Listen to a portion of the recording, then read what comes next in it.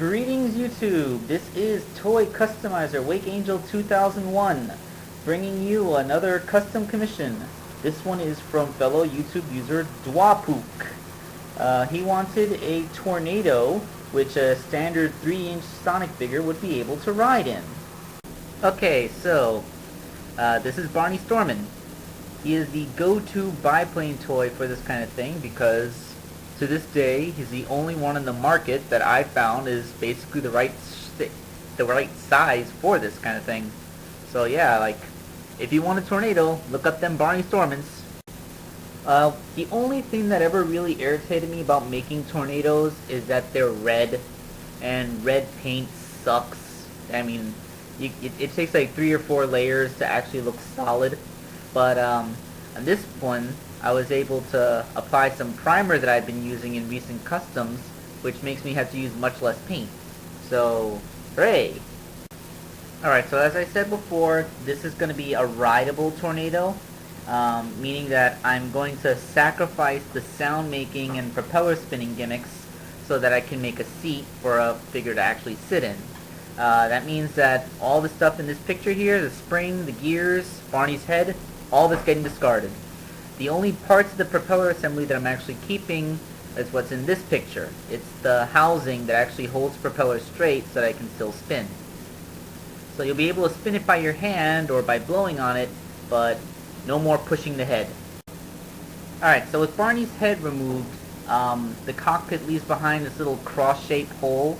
That was where the armature or neck or whatever you want to call it went, that kept it straight. So basically what I did was I took my Dremel and I pretty much just went to town on that thing. I carved out a big empty space here, one that would be big enough for the figure to actually go into, and in the final result I actually had to carve into it quite a bit more. You can see it painted. So yeah, that's what the seat looks like. I know it doesn't look very elegant, but it's functional. So here is the completed plane. I figured a parts breakdown will be kind of redundant at this point. Anyway, as you can see, it basically looks just like any other tornado I've made, both of them, except that the seat's empty, and that's to allow a Sonic figure to sit in there. For the sake of tradition, I put a 3-inch Tails, and I'm gonna put up a little bit of video to show getting Tails in there. And if it looks like he's not in there very far, I can assure you, just look, you can hold the plane upside down and Tails will not fall out, so he's in there quite securely. Hey everyone, I thought I'd conclude this with a quick video capture of the new tornado. Oh dear, I just realized I forgot to put down 2 screws. Don't worry, I'll put those screws in a minute.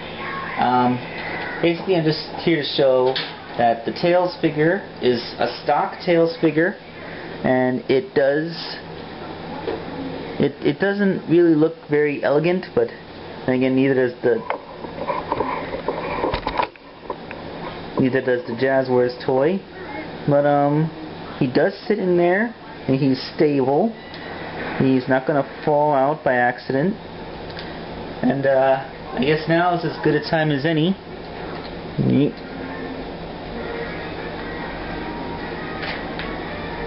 to show. See, there's a seat.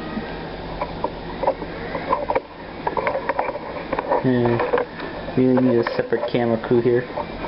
To get Tails to sit in the plane, you kind of have to do a little bit of finagling, like kind of get 1 foot in at a time, because the aperture, you know, these figures have really huge feet, and the aperture is only so big. So you kind of get 1 foot in, and then you kind of have to wedge the second one in. Like I said, it's not really elegant at all. When that second foot is well wedged in, you just have to get Tails into a sitting position after that. Then you can use his thumb to brace against the side of the plane. Helps him stay a little more stable. And then you have a Tails sitting in the plane. And he's not going to fall out by accident. It's a good toy. Okay.